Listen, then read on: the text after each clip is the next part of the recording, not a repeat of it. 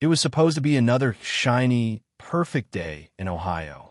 But something was stirring on the outskirts of the quiet town of Maple Glen.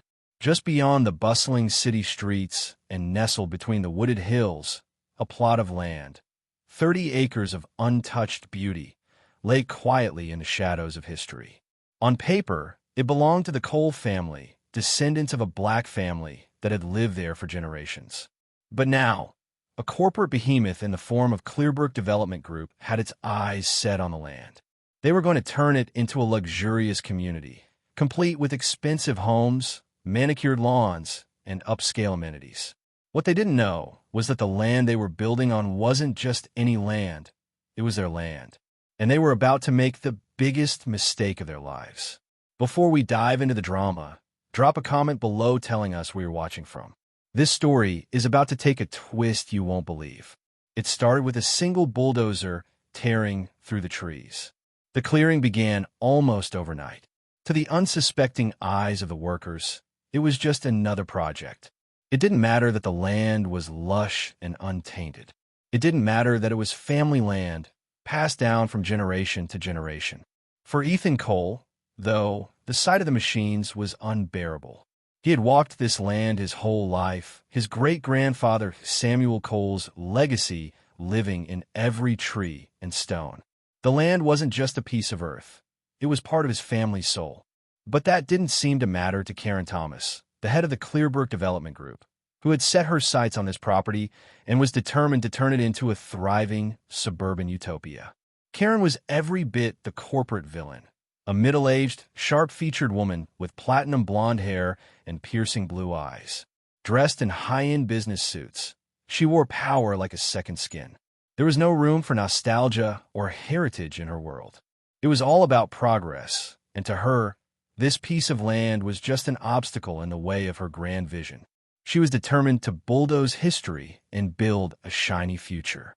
For days, the construction moved forward with precision and calculated efficiency. The giant machines roared, tearing down trees and leveling hills. Men in hard hats worked tirelessly, oblivious to the deeper significance of what they were doing. They didn't know about the deed that Ethan's great-grandfather had secured decades ago, an ancient, dusty piece of paper signed by the government, granting the Cole family ownership of the land for all eternity. Ethan, however, did know. The Cole family had been keeping the deed for years, hidden, protected, and waiting for the moment when the land would be threatened. He had warned Karen several times to cease the construction, but she didn't take him seriously. She believed that no one would question her authority. After all, she had the money, the power, and the connections. What was a single black man in a small town to do against a force like Clearbrook? But Ethan wasn't just any man. He was a Cole, and his family had fought for this land long before Karen even thought about it. One evening, after another long day of construction, Ethan walked the property, surveying the damage done. His footsteps crunched on the gravel, and his heart sank as he looked over the rows of concrete foundations where homes were supposed to be. He stood at the edge of the property, gazing at the distant horizon, and something inside him told him it was time. He returned home, walking through the front door of his family's house, which had been passed down through the generations. There, in the attic, buried deep beneath old crates and papers, was the answer he was looking for: the deed. It was as if it had been waiting for this moment to resurface. Ethan wiped the dust off the yellowed paper. The official seal was still intact, and the signature from the government was clear.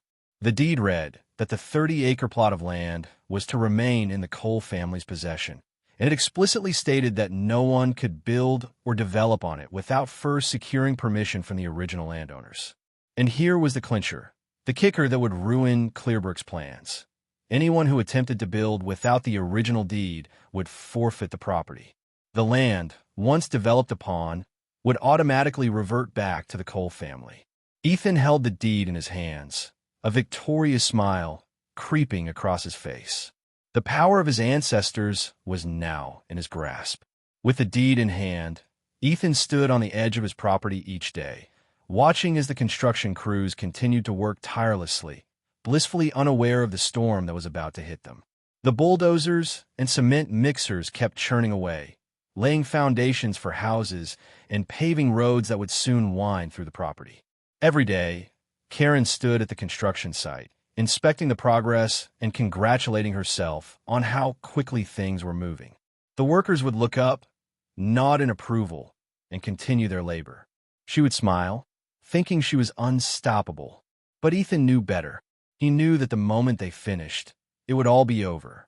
The houses, the investments, the money, it would all be worthless. And Karen? Well, she was about to learn the hard way that greed and arrogance could never defeat the truth. The days passed, and the community began to take shape. The frames of homes went up quickly, and soon, the smell of fresh paint filled the air. For the workers, it was just another job. For Karen, it was the beginning of her dream. But for Ethan, it was a ticking clock. The day finally came. Clearbrook had planned the grand opening of the community, a day of fanfare and celebration. Karen had invited investors, clients, and even local dignitaries to join her in unveiling the newest and most luxurious development in Ohio. She had no idea that her grand plan was about to come crashing down. The ribbon was ready, the champagne was chilling, and Karen stood proudly at the entrance of the first completed home, greeting the crowd with a beaming smile. Everything had come together perfectly, or so she thought. And then, like a storm on the horizon, Ethan made his entrance. He walked through the crowd, the deed rolled up tightly in his hand. He was calm, collected, but there was a fire in his eyes. Karen turned to see him approaching, her smile faltering slightly. She had seen him on the property before, but she never took him seriously. Now, he was here, and there was something in his expression that made her uneasy. Without a word, Ethan stepped up to the podium, where Karen had been addressing the crowd. He unrolled the deed, holding it up for everyone to see. The crowd fell silent. The investors, who had been celebrating, paused, unsure of what was happening. Karen's face drained of color as Ethan spoke, his voice low and steady. "This land," he said, "has been in my family for generations. My great-grandfather Samuel Cole bought it, and this deed, signed by the government, says that no one can develop on it without our permission.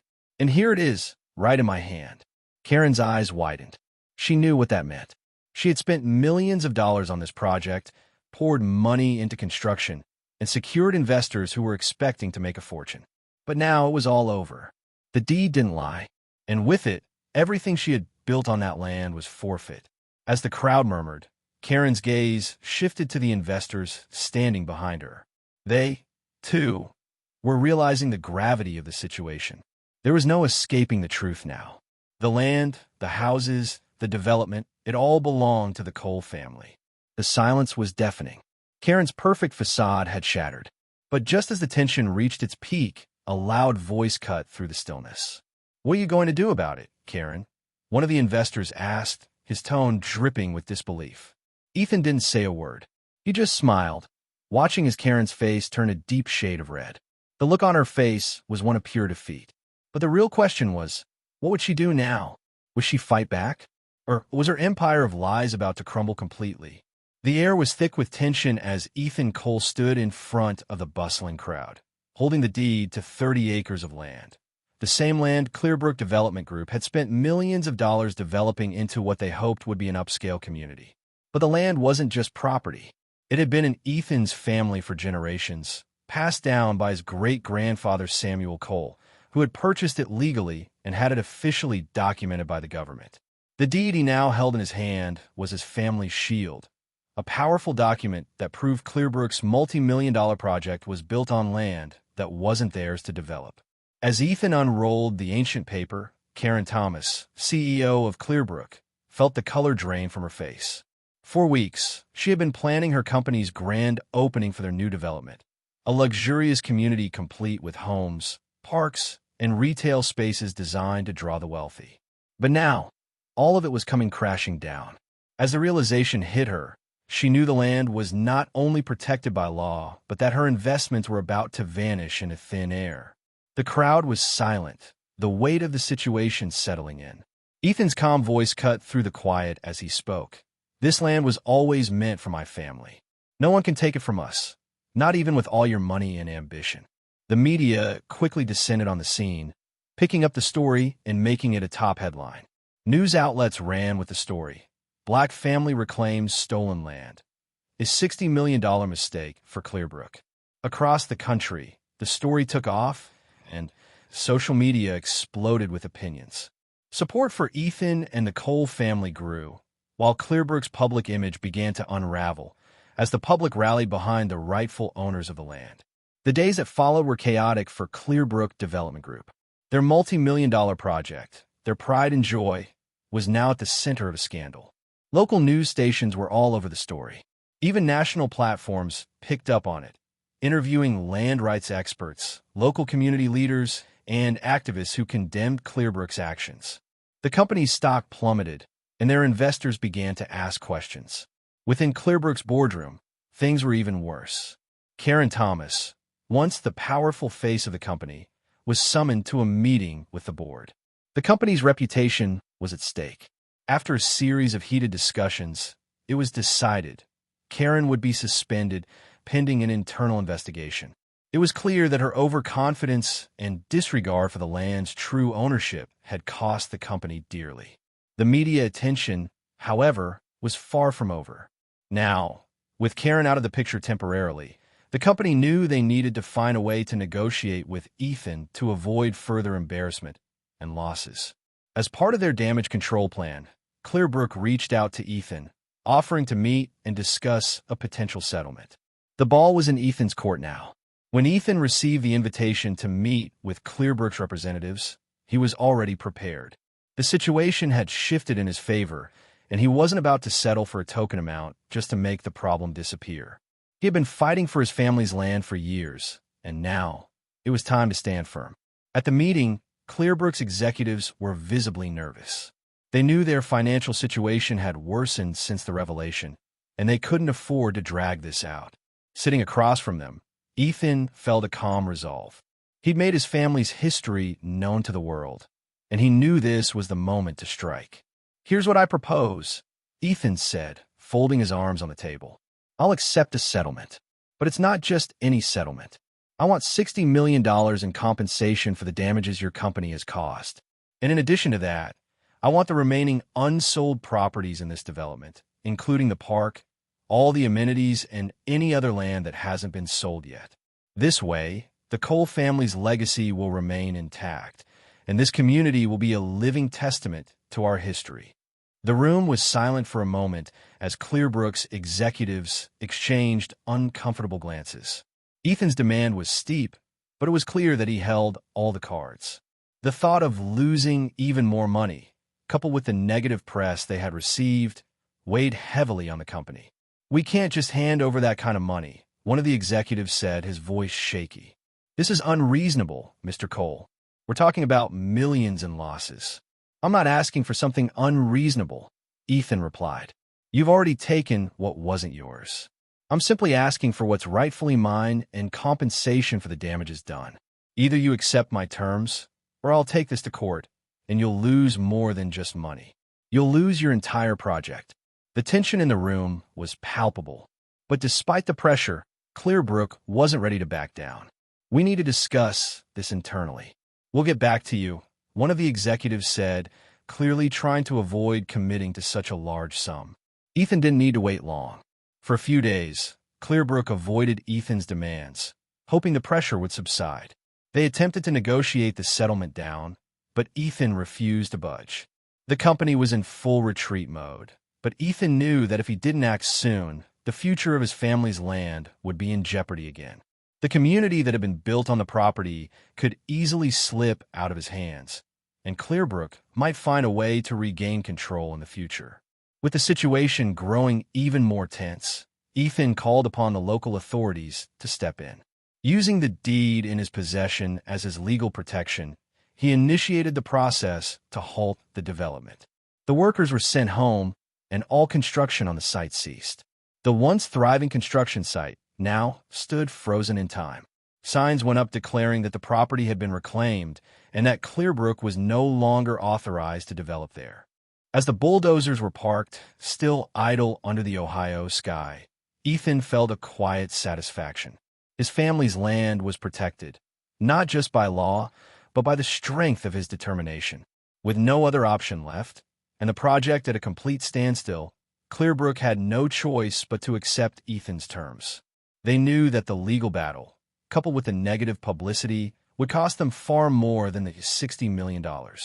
They reluctantly agreed to hand over the money and all the unsold properties, the park, and the remaining amenities to Ethan.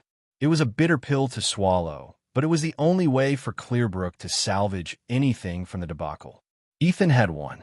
The land that his great-grandfather had fought for had now become the cornerstone of a new community, a community that was built on justice, history, and the principles that had been passed down through generations. And now, Ethan was the rightful owner of more than just land. He had inherited the future of a thriving, diverse neighborhood. With the $60 million settlement secured, Ethan immediately went to work. He transformed the community into something that served not just his family, but the people who needed it most.